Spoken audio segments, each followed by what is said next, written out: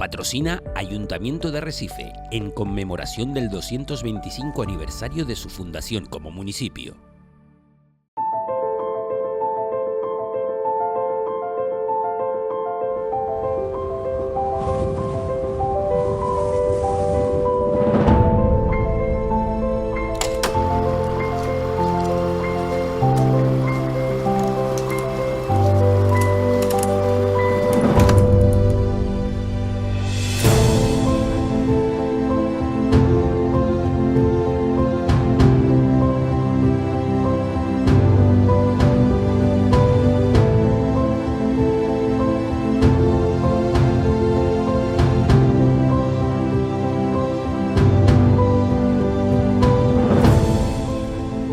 Arrecife es puerto, ciudad y capital de la isla de Lanzarote.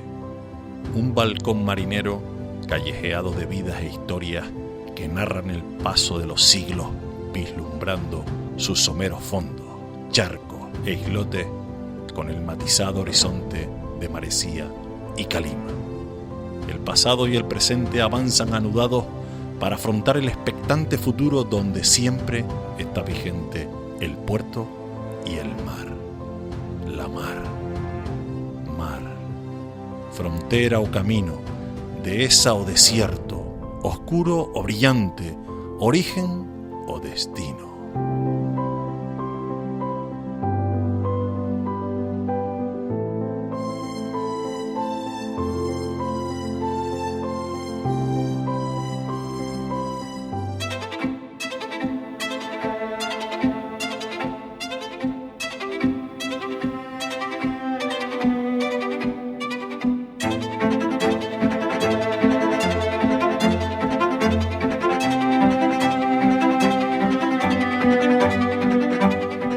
El desarrollo de Lanzarote en general y de Arrecife en particular hizo que evolucionaran sus puertos, las entradas y salidas a la isla. Por ejemplo, el puerto de Naos tuvo una importante evolución a finales del siglo XIX y otra intervención en la mitad avanzada del siglo XX. La construcción, por otro lado, de muelle grande o muelle comercial se produjo en las primeras 2 décadas del siglo XX. Y el puerto de los Mármoles a mitad del siglo XX. El desarrollo portuario lo podemos seguir desde la línea sur de Arrecife, sureste, hasta la línea noreste, la historia portuaria y la historia de Lanzarote.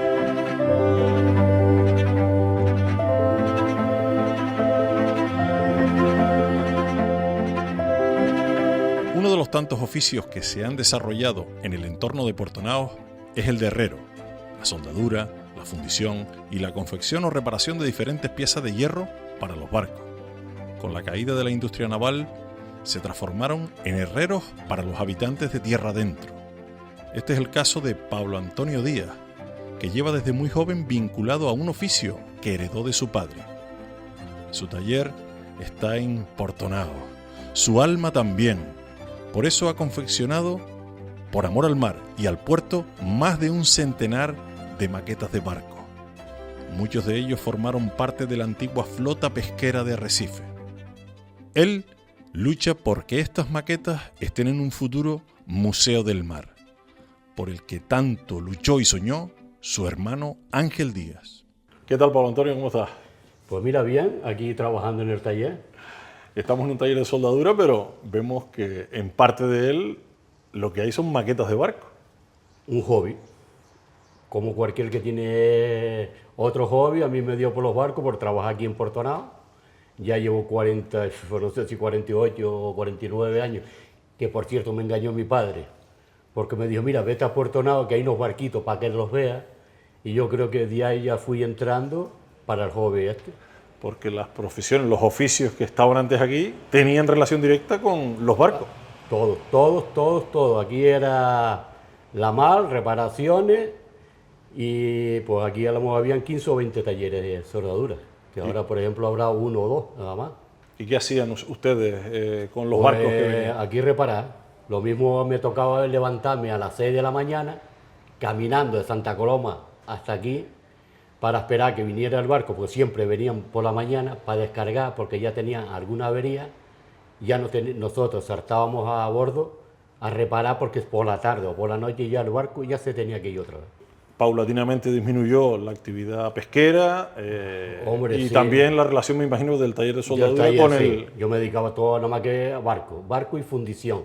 ¿Y qué pasa? Que pues ya sabemos todo cómo ha sido esto. Venía subvenciones y subvenciones y subvenciones para bloques, cemento, apartamentos y es lo que hay en la isla. Pero aquí lo mismo hacíamos los razones, después nos pegábamos el año pues haciendo razones, guardándolo, cosas de barco, rodillos y varias cosas para cuando venía la zafra, pues ya empezábamos a reparar y ya teníamos los materiales preparados. Pero aquí solamente era la pesca. ¿Y cómo se ha ido reconvirtiendo el taller de soldadura de ese auge pesquero a lo que no hay hoy en día, que hay poco en el mar? Pues el taller para el mar aquí hay pocos ahora y yo me he ido y metiendo todo lo que iba viniendo, pues lo iba cogiendo. A poco, poquito y mira. Y ya llevo aquí ya un par de años que ya, yo creo que ya estoy buscando la huerta de esto. Y su hobby en cuanto a las maquetas de barco, evidentemente influenciado por este frente de barcos que teníamos ahí delante. Sí, claro. Toda la vida. Toda la vida. Yo empecé hace unos años, yo creo que hace más de 20 y pico años que no lo sabía. Y con un compañerillo que trabajaba con mi padre, Julián Cáceres Hernández, y ese fue el que me metió a hacer una maqueta. Después me acuerdo que hacíamos los barcos teledirigidos en el charco, pero ya cada uno hacía lo que le daba la gana, por decir algo. Lo mismo te traía un barco de 2 metros, uno de 1,50, uno de 80, no, o se hacían todos iguales, y al final se dejó el charco, por eso en el charco ya no hay regata, no hay nada, todos son problemas. Muchas de las maquetas que vemos aquí son de barcos reales que estuvieron ahí afuera. Sí, casi todas. Todas. Últimamente los últimos que hice me hizo gracia porque hizo los barcos de aquí, que fueron estos pequeños, que son barcos de aquí, de la isla. Y el último fue el de mi abuelo. De 50 y pico barcos y la gente me ha preguntado, ¿y el de tu abuelo? Que era el RAN número 1, la motora que le decíamos aquí. Y después empecé a hacer 2 o 3 barcos de aquí. Aquí está el Hospital Esperanza Armada, la Guardia Civil, el del Fulmar de la Agencia Tributaria, el Hospital Esperanza Armada. Muchas de las personas que visitan el taller, que visitan esta exposición, le trae al recuerdo pues, parte de nuestra historia, ¿no? Mucho. Antes eran más, ya la verdad que menos porque ya se están yendo la gente ya, la gente mayor, que siempre hemos luchado con mi hermano Ángel Díaz, que para hacer un museo, sinceramente le han tomado el pelo a más no poder, todos los políticos que hay aquí en la isla, porque si no hay interés, y claro, ellos vienen a mí, que si está muy bonito, yo no, como un hobby yo paso totalmente, pero de un museo ya está bien de cachondeo aquí, ¿entiendes? Sí, Lanzarote ha mirado históricamente al mar, debe mirar al mar y parece que le hemos dado la espalda. Sí, pero claro, al darle la espalda yo me río porque yo siempre he dicho que la Marina de Arrecife, que queda muy bien decirlo, yo siempre he dicho que la Marina de Arrecife es cuando tú sales de Ginorio, para Playa Honda. Esa es la Marina de Arrecife, de Ginorio. Para aquí, para Puerto Nao no es la Marina. Por eso es lo que yo siempre he protestado con ellos. Pero claro, te dan la razón, agachan la cabeza y adiós, don Pablo. Pues sería un aporte increíble, extraordinario, el poner estos barcos históricos en una sala de exposiciones donde la gente recuerde, incluso haya una ficha, qué años estuvo activo. Todo, pero es que yo le he dicho, por ejemplo, lo que tengo yo son maquetas porque es un hobby, pero lo que tiene mi hermano es la documentación de hace 50 años, de la escuela pesca, de la casa al marino, que le daban todo, libros de 1800 y pico. Cuando te daban el libro, que cuando salía el barco te decía la tripulación que llevaba, nombre por nombre, lo que llevaba la comida, cuando venían, las toneladas de pescado que traían, todo, que tiene todo. Pero, claro, aquí estamos lo que estamos. Esa es gran parte de la historia de Puerto Nao, de la historia de Arrecife y de la historia de Lanzarote. Sí, porque aquí venía lo mismo la gente de Galicia, del norte, de Aría, de Playa Blanca, todos aquí a trabajar en la fábrica. Pues empezamos a hablar de fábrica, ¿cuántos había? Pues no sé, 5 o 6. Claro, y se lo dice a un chico joven ahora y no sabe ni de lo que estoy hablando. Lo mismo cuando hablamos del campo, la historia del campo, nada. Lo mismo mi padre, que era herrero, cuando hacía rastrilla, hacía plantones y les preguntaba al señor, ¿de qué esto qué es? ¿Para la huerta abajo o la huerta arriba? Y yo me reía porque le preguntaba, ¿qué coño tiene que ver la huerta? Dice, la tierra. Y claro, son cosas que te quedan, pero claro, como a mí la herrería nunca no me ha ido porque no había futuro. Por eso he dejado soldadura y a lo que sale. Pues, Pablo Antonio, a seguir luchando por este hobby, que a Sí. usted lo entretiene, pero que también lo llena en el alma y en el corazón, y esperemos algún día ver ese sueño de su hermano, suyo, Bueno, de mi hermano, por mí no. Yo de ver tengo- el Museo del Mar. Ya en el museo sí, me gustaría verlo ya porque ya cansa. Pero por mí, ¿qué quiere que te diga? Si lo quiere, las maquetas están aquí, como yo se lo digo, hay personas que me la han pedido y he regalado. Porque los padres, coño, mi padre era esto, pues yo lo regalo. Como el de la gasolinera, la anécdota, el de la gasolinera del Caramuzo, le hice la maqueta y se la cambió por una caja polo, de la Polar. Los cortes, qué bueno era, y cambió un barco por una caja polo. Y yo me quedé más a gusto que él, porque me gustó que se llevara el barco, que era un recuerdo. Llevaba años diciéndomelo y se lo regalé. Pues nada, a seguir con este corazón que tanto tiene por el mar y por Vamos a nuestra ver, historia. A ver si algún político... Bueno, vamos a dejarlo.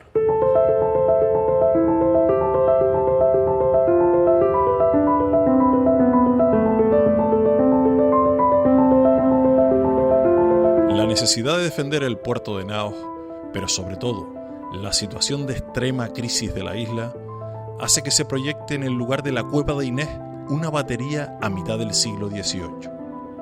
Es el capitán de ingenieros Antonio Larriviere quien en 1742 hace un plano de esta zona. En 1767 se realiza el proyecto del Castillo de San José por parte del ingeniero Alejandro de los Ángeles.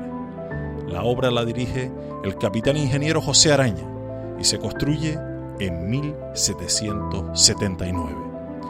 Al castillo también se le ha conocido como la Fortaleza del Hambre, ya que ante la inexistencia de ataques piratas ya en esa etapa, la construcción sirvió para dar empleo y salarios a una población sumida en la más absoluta miseria.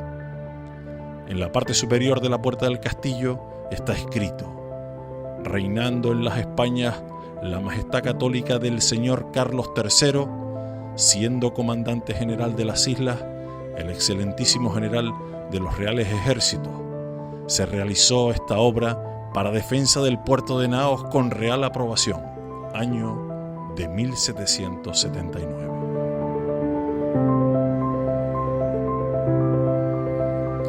En los años 70, César Manrique dirige la restauración y el reacondicionamiento para que se cree un museo de arte en el interior del castillo. En el año 1976 se inaugura el Museo Internacional de Arte Contemporáneo. Fue el primero de las Islas Canarias.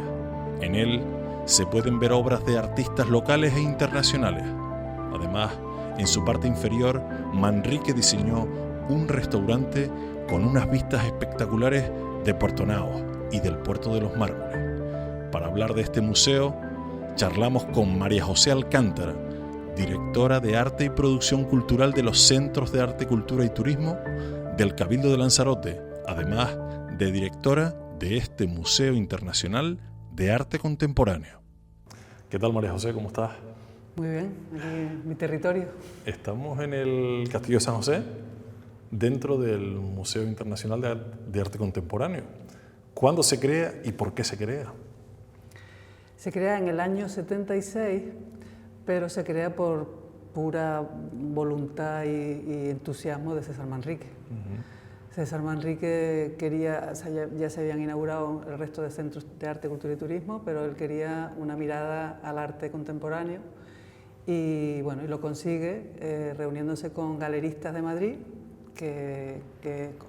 organizando un primer certamen de artes plásticas, que ahora nosotros lo hemos enganchado. Esta Bienal de Arte que estamos organizando en Lanzarote es como una continuación de aquel primer certamen, que era traer artistas, intercambiar con artistas de aquí, en ese caso eran canarios y artistas de fuera, y organizan ese primer certamen, donde suceden muchas cosas, donde hay un proyecto hay un colectivo de artistas que se oponen a que se cree esto, porque todavía estábamos en la transición política. Esto lo organizaba y lo financiaba la Secretaría General del Movimiento y, bueno, tuvo su rechazo por parte de algunos artistas. Y a partir de ahí, la colección, hay una parte de la colección que se queda en el museo, que es la que forma parte de la colección que se ve, que tenemos en la planta alta. Muy buena obra de esa está arriba, otra que está en los depósitos de obra y alguna que se va incorporando posteriormente. O sea que esa finalidad del arte de nuestro tiempo, el arte contemporáneo, una está de forma permanente y otra es itinerante, que viene con alguna exposición. Sí, en los inicios, bueno, el proyecto este del primer certamen de Manrique ocupó todo el museo, ocupó parte de otros espacios en otros municipios, en Teguise, y claro, nosotros teníamos que preparar un espacio para proyectos temporales, con lo cual, aparte de Alta, se quedó con la colección permanente, también hemos hecho algún cambio en algún momento para utilizar las dos salas de exposición temporal, como en el caso que hicimos la exposición de Fernando Higueras, por ejemplo, un arquitecto que trabajó también con Manrique, y esta sala pues se quedaba específicamente para proyectos temporales. ¿Hay algún artista local que también tiene espacio en este museo, aparte de César Manrique, por supuesto? Sí, nosotros empezamos, cuando yo empecé en el museo, lo que queríamos también era trabajar con artistas de la colección, conocer pues, a partir de una obra de José Guerrero, por ejemplo, que era un artista importante que está en la parte de arriba, pues poder abordar, partiendo de esa obra, todo lo que se produjo, se fue después, con posterioridad a esa obra. Hicimos exposiciones que se llamaban Artistas de la Colección. Hemos hecho también artistas canarios históricos, que por ejemplo no habíamos hecho nunca una exposición de Manolo Millares, que tenemos una obra arriba, y a partir de ahí también había que incorporar, pues no solo con los proyectos de la Bienal, que hay colectivas o hay exposiciones individuales, sino también artistas de la isla. En los años últimos, el 23 y el 24, han participado artistas como Daniel Jordán, como Nicolás Lai, como Rubén Acosta, artistas que habían trabajado ya con nosotros en otros proyectos colectivos en el museo y que ahora pues exponían individualmente. O sea que sigue siendo un museo tal y como se creó al principio, con el primer objetivo y la primera finalidad, que es su dinamismo a colación, a seguimiento de lo que es el arte. Claro, si un museo no vive sin artistas. Necesitamos a los creadores, si no los museos serían inútiles. Bueno, estamos hablando de arte contemporáneo, los museos de antropología, los museos de arqueología, ¿no?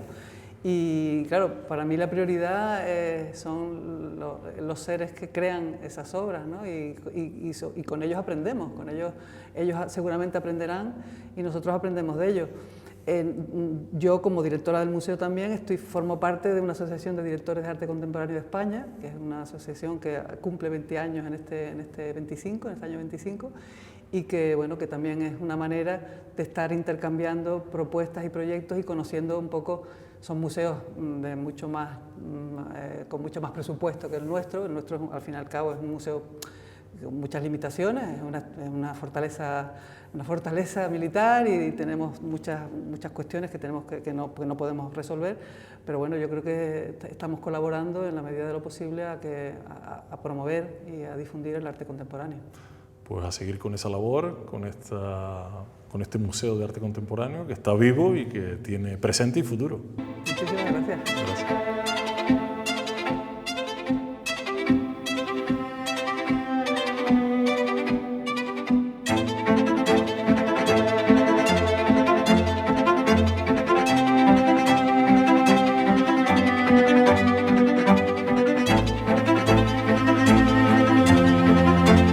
La erupción de Timanfaya ocurrió en el siglo XVIII, entre los años 1730 y 1735-36, y de los últimos 600 años en Canarias es la mayor, la que más superficie sepultó, unos 200 kilómetros cuadrados entre coladas y piroclastos. La mayoría de las bocas emitieron sus ríos de lava hacia el oeste, aunque algunos partieron hacia el este, como este que estamos viendo aquí, junto a la playa de la Arena, en el municipio de Arrecife. Su origen está en el volcán de las Nueces.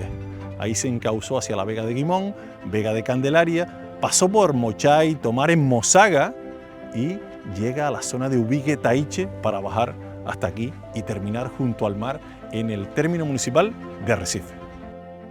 En la actualidad, gran parte de la colada de Punta Chica, la encontramos roturada. Esto es debido a que su material fue utilizado para la construcción del puerto de los Mármoles a mitad del siglo XX.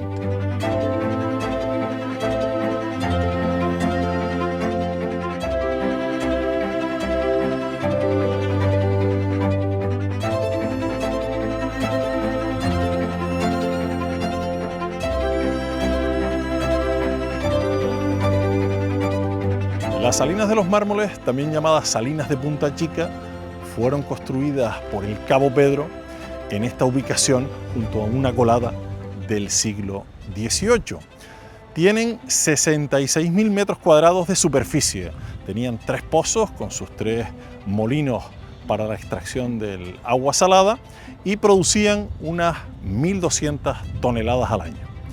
Desde 1920 hasta la década de los 70 están en funcionamiento, cuando entran en un estado de abandono, al igual que la mayoría de las salinas de Lanzarote.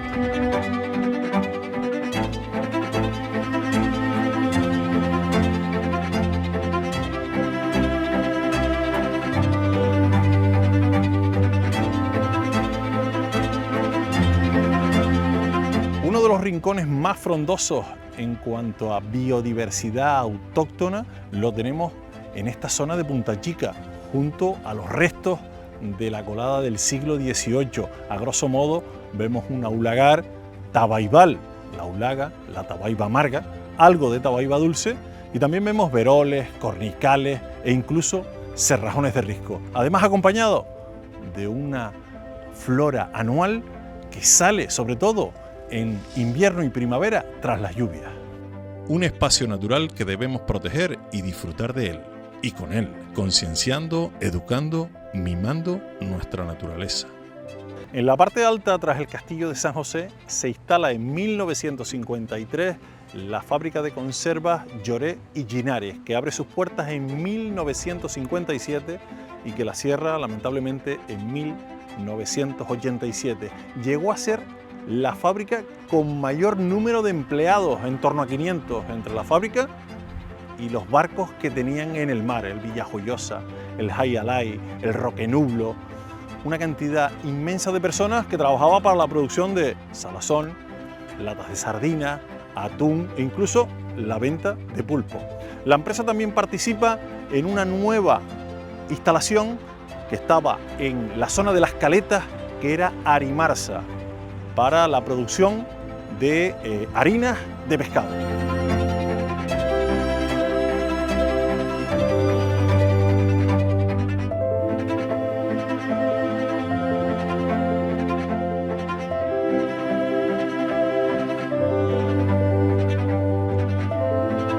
Ante la necesidad de construir nuevas instalaciones portuarias, ya que las que existían eran insuficientes, se proyecta en 1951 el puerto de los Mármoles y tras 6 años de obra se inaugura en 1957. Poco a poco se va convirtiendo en la principal puerta de entrada de Lanzarote, no solo de carga, sino también de pasajeros.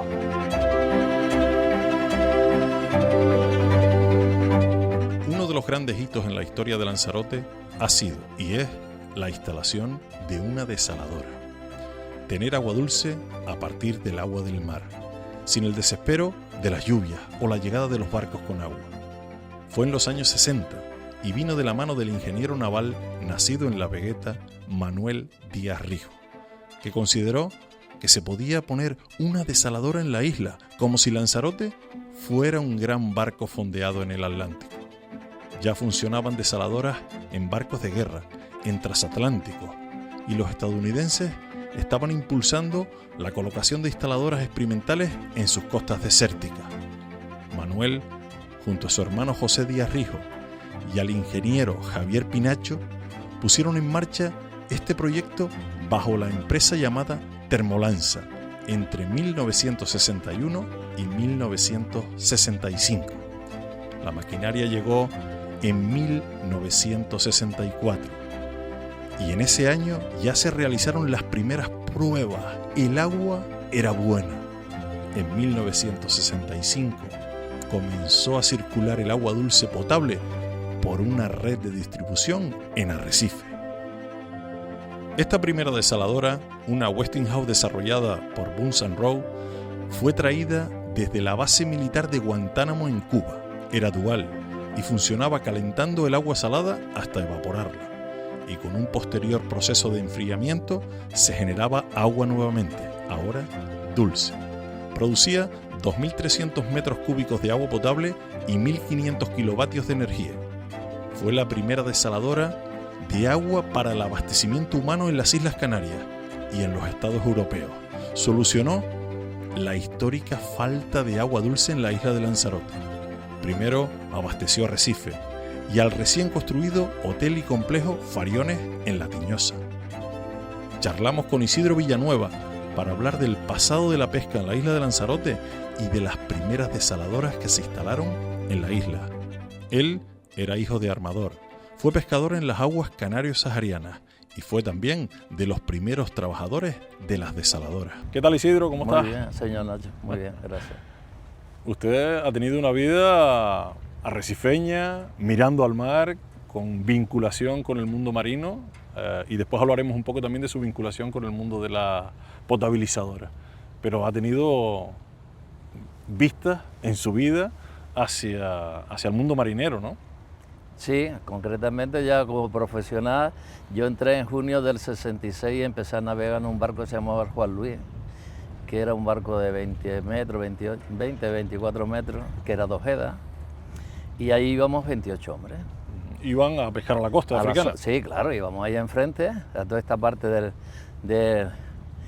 enfrente de nosotros, que de Cabo Jubi hasta allá arriba, hasta Sidney, traíamos sardinas para Lanzarote, para las fábricas de Ojeda, en este caso Ojeda. ¿Cómo era ese trasiego entre Lanzarote y la costa y la vuelta? Pues la verdad que eran barcos muy básicos, las condiciones humanas de trabajo ahí eran muy duras, la comida se hacía cuando se pudiera, porque si teníamos pescado a la banda, los patrones que eran andaluces, la mayoría que conocían el tema, decía que si el pescado estaba en el agua no se podía comer, entonces muchas veces las comidas servían al día siguiente para desayuno. Teníamos 12, 14, 16 horas. Y en esas condiciones había unos 17 barcos que pescaban para Garavilla, Ojeda, Lloret, Linares y La Rocal. Eran 17 barcos, pero no eran barcos muy grandes. El más grande que había en aquellos que eran barcos de caja, que era para la conserva, era la Josefa Santos, que era de 3.200 cajas. Después ya todos los demás eran barcos pequeños. Después ya se fueron renovando y ya empezaron a meter barcos más grandes y tal. Pero yo solamente estuve 1 año y medio. Después ya sí nos fuimos para Cabo Blanco. Allí fue la cosa todavía más dura. ¿Y cómo era la pesca en Cabo Blanco? Allí la verdad que en Cabo Blanco las condiciones humanas allí eran muy jodidas, porque cuando no había viento había marea, cuando no había marea había más viento, cuando no era el virazón era el terral, cuando no sé qué, las mareas, después los barcos se iban. Nosotros estábamos más especializados en el banco, que es la zona de Novanshot hasta la pared, que la llamaban la cárcel, que eso nada más que lo sabían navegar los canarios, los conejeros, porque es que si no otros barcos no tenían que salir por fuera de la cabeza de los bajos, y para estos barcos pequeños, que eran 10, 12, 14 metros, en la cabeza de los bajos para nosotros era muy jodida, lo pasábamos muy mal por la cabeza de los bajos. Entonces lo que hacíamos era serpentear por los callos, que nosotros le llamamos ¿cómo le llamamos? Bueno, ahora después. Entonces serpenteábamos esas galeotas, serpenteábamos esa zona, y cuando ya serpenteábamos esa zona, pues ya pasábamos a Corea, que era una zona de pesca, apuntaban a los bidones, que es San Antonio, y después cruzábamos el canal y ya nos metíamos Pero siempre procurábamos costear porque estos barcos no se defendían, la mar y la marea. ¿Y esa pesca se desembarcaba en Cabo Blanco? Sí, nosotros estábamos allí en Cabo Blanco. De aquí salíamos contratados con varias empresas, como podía ser la CCP o como el CIP, este era Pegó, y después había otra empresa más que habían allí. Entonces esta gente venía aquí, porque los marineros cuando salían de Lanzarote, normalmente hacer lo que ellos, o todos llamábamos, era el despacho. El despacho consistía en que el marinero, yo voy a ir con ustedes 5 meses, 6 meses, que la zafra la corvina, voy a salir, y entonces cuando yo salgo, yo necesito dejarle a mi casa dinero en mi casa. Entonces el despacho era, en aquel tiempo ganaban 7.000 pesetas, una cosa esa. Pues 3 meses, 2 meses y medio, es decir, que el hombre cuando salía de Lanzarote ya salía hipotecado. Y cuando venía, pues ya volvía hipotecado. Lo que pasa es que había una cosa que se llama el cara a aportar, que es lo que las horas extras, el pescado que tú cogías fuera de la producción de la pesca, él lo cogía, lo trabajaba, y entonces llegaban aquí a Lanzarote y hacían el trueque. Llegaban, porque a todas estas no había mucho dinero, sino que lo que había concretamente eran las libretas, y gracias a las pequeñas tienditas que habían, que eran los señores que mantenían toda la gente, las libretas. Y entonces cuando llegaba, pues al tendero le daban el pescado y le iban quitando la cosa de eso. Pero después, claro, si tú vas 5 meses, 6 meses y ya sales con 3 meses hipotecados, cuando vuelves sigues teniendo los 3 meses, no se ganaba dinero. Un antes y un después en la historia de Lanzarote es la instalación de una potabilizadora. ¿Cómo vivió esos momentos? Porque usted se incorpora ya estando funcionando Termolanza, pero tiene un paso previo por otra desaladora. ¿Cómo es esos comienzos de la desalinización en Lanzarote? Está muy bien.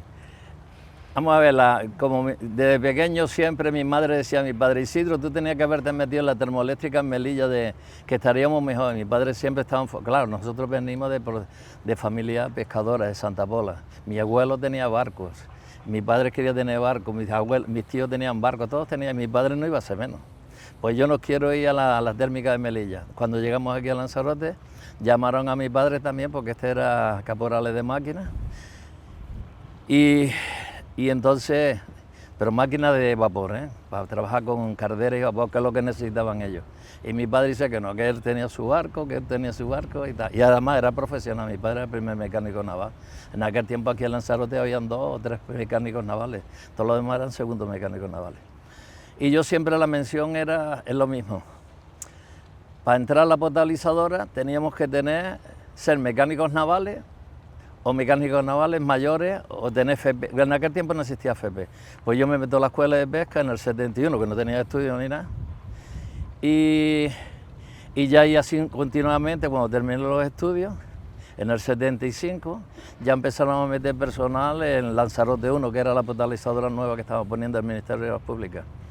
Me examiné, hice los 2 exámenes, yo me presenté a los 2 exámenes, electricidad y cardera, y a mí Juan Ferrer, que es de San Bartolomé este hombre, me dijo, tú para electricidad, digo, pero don Juan, yo para electricidad, si yo estoy estudiando, el lunes, hoy y viernes, el lunes te tienes que incorporar, digo, no va, ¿cómo me voy a meter yo en la potabilizadora? Yo no quiero renunciar al título mecánico, porque yo estaba obsesionado que antes de los 25 años tenía que ser mayor de máquina, siempre.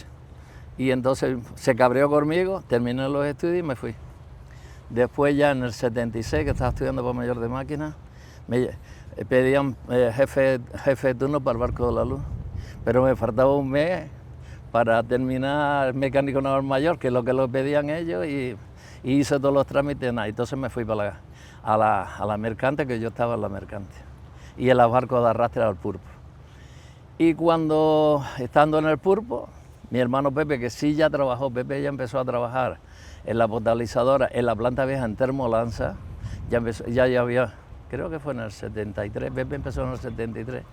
Después a Pepe lo trasladaron como en comisión de servicio en este caso era el consorcio. Lo pasaron a Río Tinto y se dieron 3 personas. Mi hermano Leal y a otro chico, Miguel Figuera. A los 3 lo pasaron para allá en comisión de servicio. Y entonces dijeron, oye, necesitamos mayores de máquina para trabajar, porque esta gente se conoce las carderas, las turbinas y tal. Y entonces vine para aquí, me llamaron. Yo estaba llegando a Las Palmas después de 60 días y sin tocar puerto. Y me dijeron, chacho Isidro, te están llamando por la potabilizadora. Y dije, esta es mi oportunidad. Esta es mi oportunidad. Y me vine, me hicieron un chequeo, llamémoslo así, y me dijeron, vale, de acuerdo. Que fui yo el tercero, primero fue Tomás Borges, Lázaro Bentancor, que es de Mague, que este era el vigilante nocturno, y yo fui el primer jefe de turno que entró en Río Tinto, potabilizador de Río Tinto. Y a partir de ahí, pues ya... ¿Y cómo eran las potabilizadores en esa época que usted estuvo ahí En esa trabajando? época yo quería hacer un homenaje porque yo no soy tan representativo, soy y no soy, ¿no? De la cantidad de compañeros, porque no hay un reconocimiento en la isla del personal, tanto del Consorcio Insular de Agua y después INARSA y de UNELCO. Nadie habla de los sacrificios de esas personas. Una ciudad, un pueblo, para desarrollarse necesita los productos básicos, que es agua y luz, y de estas personas nadie habla. Y el sacrificio era bestial, bestial. Y los compañeros que estaban allí, era más, como todos eran marineros, el concepto era disciplina del mar. El jefe de planta era Fernando Castro, que venía también de primer oficial de máquina. Fernando Luque, también primer oficial, era jefe de máquina, que era del Ministerio de Obras Públicas. El concepto era del mar y nosotros estábamos aquí pensando que todavía estábamos en la costa. La única diferencia es que eran 8 horas de trabajo, que en la costa eran 24. Entonces, ahí las condiciones eran... aquello era un infierno porque las máquinas que estaban trabajando bajo vacío, del momento que pierde el vacío, ya pierde el proceso. Es decir, para nosotros vaporizar tenemos que llegar al vacío absoluto. Si no llegamos, no hay vaporización. Si no hay vaporización, pues empezar otra vez de nuevo y a buscar. Entonces la gente allí era mimando las máquinas, mimando a todas las máquinas, y que no nos produciera, porque del momento que se paraba una máquina hasta volver a poner otra vez en producción era 4 horas, que son instalaciones muy grandes. Los cortos famosos que habían, ¿te acuerdas? Pues de que habían un corto de UNELCO, o nuestros mismos producidos, ¡pam!, a hacer puñeta todo. Ha empezado otra vez 4 horas trabajando sin producir y la isla faltándole agua. Eso. Y esa gente ese concepto lo tenía marcado a sangre y fuego.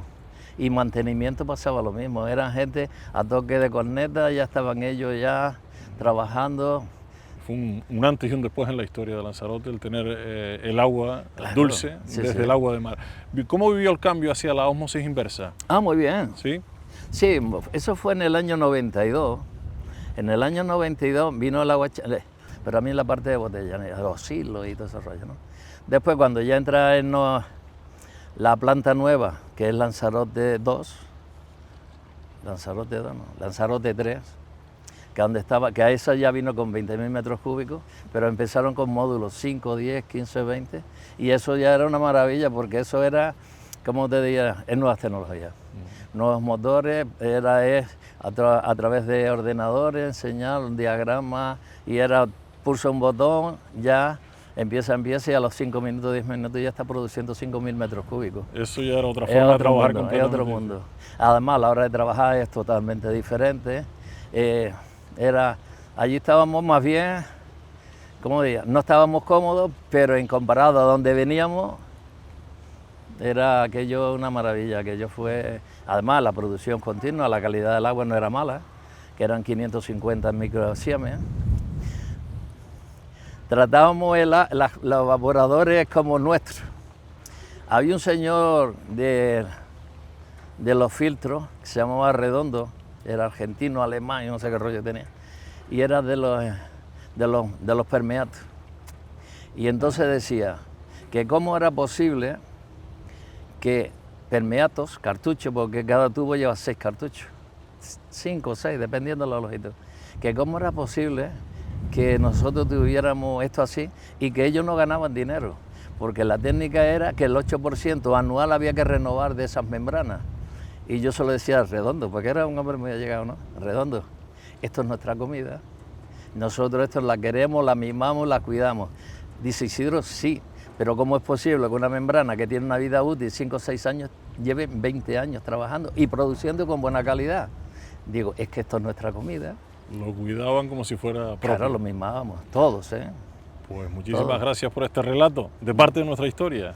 Sí, es bastante interesante. Un hito histórico, sí, un antes y un después en la historia de Lanzarote. Pues muchísimas gracias. Romero, un placer.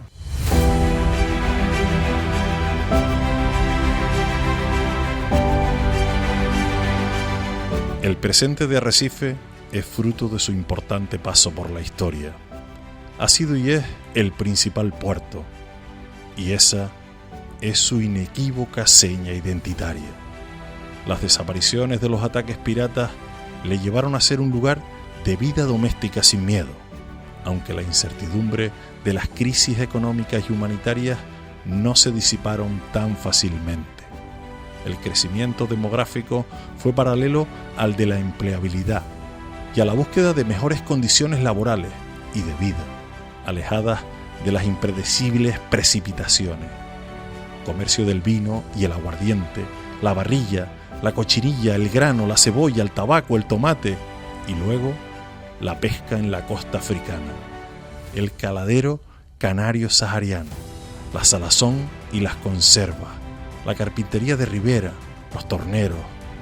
Ahora Arrecife es un centro administrativo, de comercio, de turismo y sobre todo de personas. Arrecife son las personas que habitan en ella y en el espacio que las rodea, su flora, su aire, su fauna, su geología y su mar. Su horizonte es el mar, un paisaje sin recuadro, abierto al mundo, libre.